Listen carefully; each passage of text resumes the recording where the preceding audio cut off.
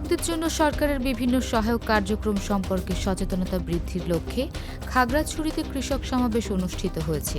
একই সঙ্গে মশলার উন্নত জাত ও আধুনিক প্রযুক্তি সম্প্রসারণে মাঠ দিবস ও কারিগরি মতবিনিময় সভার আয়োজন করা হয়।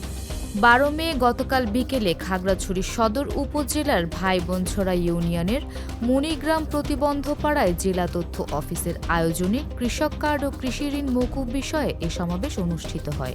জেলা তথ্য কর্মকর্তা মোহাম্মদ বেলায়েত হোসেনের সভাপতিত্বে ভার্চুয়ালি প্রধান অতিথি হিসেবে বক্তব্য দেন গণযোগাযোগ অধিদপ্তরের মহাপরিচালক মোহাম্মদ আব্দুল জলিল।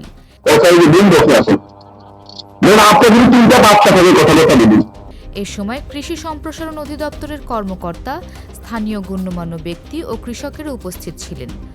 সমাবেশ শেষে কৃষি সমৃদ্ধি প্রতিপাদ্যে মশলার উন্নত জাত ও আধুনিক প্রযুক্তি সম্প্রসারণ প্রকল্পের আওতায় মাঠ দিবস অনুষ্ঠিত হয়। এতে কৃষকদের আধুনিক চাষাবাদ, রোগবালাই দমন ও লাভজনক কৃষি ব্যবস্থাপনা বিষয়ে পরামর্শ দেওয়া হয়।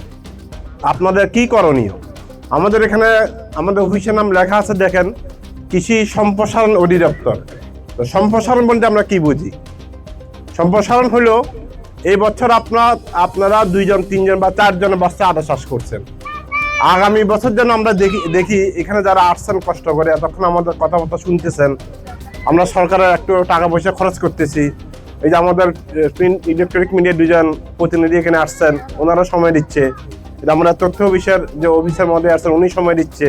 মানে রাষ্ট্রীয় যন্ত্রের কিছু পয়সা পাতি এখানে খরচ করতেছি। এই যে খরচটা তখনই সার্থক হবে যদি আপনি আমি এই আমাদের কথাগুলো শুনে এই বছর এটা কাজে লাগান। কৃষি সমৃদ্ধি, খাদ্য স্বয়ং সম্পূর্ণতা, এই সকল বিষয়গুলো কিন্তু যদি কৃষককে সম্পৃক্ত করতে না পারে, সমৃদ্ধ করতে না পারে এবং আমাদের এই সেক্টরগুলোতে গবেষণা এবং নতুন নতুন জাতের ফলন যদি না হয়, তাহলে আমরা সমৃদ্ধ হতে পারবো না, আমাদের কৃষকরাও ভালো থাকবে না।